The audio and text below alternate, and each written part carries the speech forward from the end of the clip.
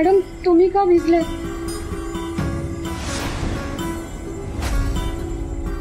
हे इथे चिखल का झालंय? आपण इथे का आलोय? बोला ना काहीतरी, आपण इथे का आलोय? मणिसराव बोला काहीतरी, काय झालंय? आई स्वानंदीला आत घेऊन जा.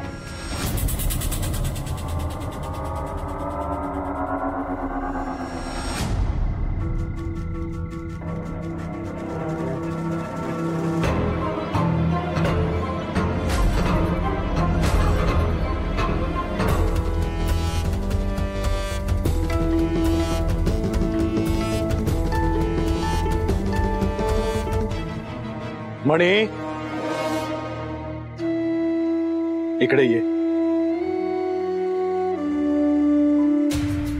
म्हणे अरे काय हे स्वानंदीची काय अवस्था ही? बघवलं नाही रे मला, जे मला काळजी वाटली तिची.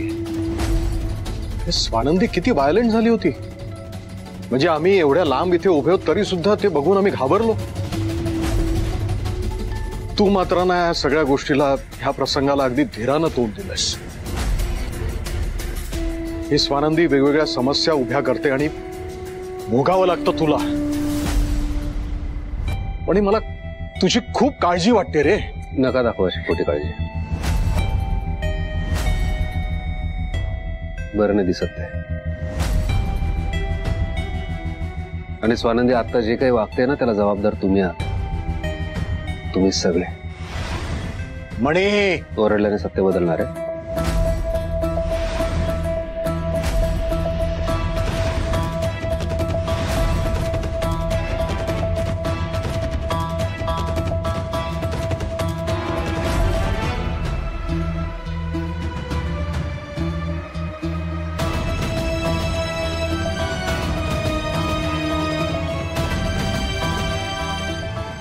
डॅड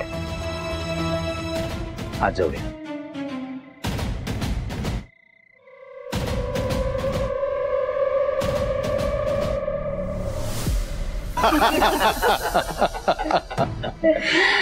तनिषा कमाल केलीस तू.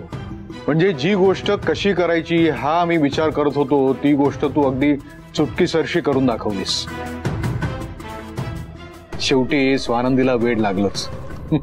शाब्बास, तुझ्यामुळे झालं हे.